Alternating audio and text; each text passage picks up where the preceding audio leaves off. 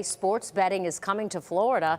The Seminole Tribe says starting next month, they will launch in-person betting. 2 ballot measures aiming to legalize sports betting were filed with the state attorney general's office last week. Sports good for entertainment and culture, but it also helps to grow our economy significantly. In a statement, Governor Ron DeSantis says the tribe's new initiative will create jobs, increase tourism, and provide billions in added revenue for our state. Predictions indicate the state could generate about $100 million in taxes from sports betting by its 5th year. U.S. sports betting has rapidly grown into a $10 billion industry since a 2018 Supreme Court decision allowed U.S. states to legalize the practice. Since the Supreme Court decision, 38 states and the District of Columbia have legalized sports betting. Among those states, 29 permit wagering online. This means in over half of all U.S. states, you can legally place a bet from the comfort of your home. According to a model developed by Goldman Sachs, Americans will legally spend $45 billion on sports betting each year when the market is mature. There are many beneficiaries of this massive industry that has been growing at an ever-expanding rate. The state, the billion-dollar worth companies, the sportsbooks. In the face of all these beneficiaries, there is only one loser: the customers.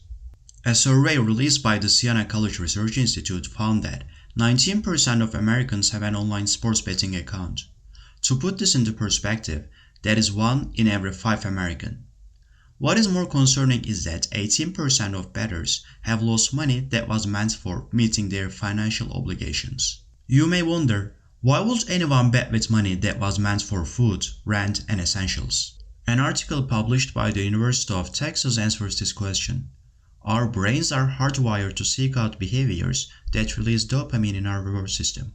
Risk-taking, inherent to gambling, can also be a rush with the release of adrenaline and dopamine, resulting in pleasurable sensations. A bettor we have interviewed seemed to agree when we asked him to describe his betting experience. Yeah, definitely a feeling of rush, definitely some excitement. You know, you get that adrenaline pumping, especially like in the casino.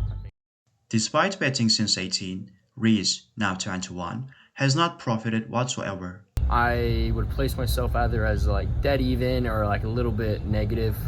To comprehend the behavioral and algorithmic frameworks that sportsbooks have constructed to expand their market reach while retaining their existing customers like Reese, we sat down with 2 professors from Furman University.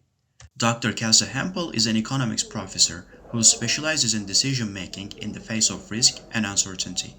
She explains how the changing landscape of sports betting in the US has reinforced the sportsbook's ability to lure customers in. Specifically, she underlines how sportsbooks tap into their customers' impulsivity and impatience. But being able to make bets on your phone in real time as the game is playing, that's going to allow for a lot more risky behavior, for people to take a lot more bets, and that's going to probably get your customers kind of hooked into your service a little bit better. So I think that's one thing that I've seen that's kind of fundamentally different from previous markets of betting, where you'd have to call someone to put down a bet, or you'd have to read the newspaper, you'd have to travel somewhere to do the betting. Now you can do it so easily, literally on your thumb with the press of a button. So that's one thing, is really pulling out, allowing impulsivity, allowing people to react to their impulsivity and make bets from that impulsivity. Another strategy through which sportsbooks tap into their customers' impulsivity is bringing in a social element. In social groups, that can increase risky behavior. So a lot of the advertising involves social settings, people being excited, they're at the bar, they're watching the game, they're all doing this together, and that might lead to more risk-taking, more risky behavior, more gambling. Right along with that, I think they're tapping into a lot of behavioral biases that humans just naturally have, like one being the affect heuristic. So you might put a probability on what's the probability that this team is going to win, what's the probability that it's going to rain. The affect heuristic is when you change that probability based on how you're going to feel. So what's the probability that my team is going to win? Well, that's going to make me so happy that I'm pretty sure that that's going to happen. Now that we have an understanding of betting from a behavioral standpoint, time to dive into the algorithm behind it. How do sportsbooks determine their lines? And most importantly, why are they so good at odds making? Dr. Kevin Hudson enlightened us. Dr. Hudson collaborates with the NCAA to help rank FCS football teams. As a mathematician, he gave us insights into how his team predicts college basketball upsets in the NCAA tournament, which he supposes would align with the algorithms the sportsbooks use all around the United States. So we try to give each team a rating based on some average margin of victory plus some strength of schedule, and those two things go together to establish a rating for a team. As a baseline, what the industry, the Vegas industry, is doing is they're trying to give a rating for both of those two teams, and they're saying, okay, if they played on a neutral court with this many possessions, here's what we think the score in the game is. Now, they will adjust this up and down based on environmental factors. So like if star player is out, or I'll give you an example, like so this year's college basketball tournament, NC State was an 11 seed. All of our data on NC State and their rating is based over an entire season's worth of play, because you want to include all the information you can when you're doing statistical analysis, because more data is better. But it turns out that NC State was a different team at the end of the year because they had several different transfer players. So at the first of the year, they really know how to play together. But by the end of the year, they were a different team.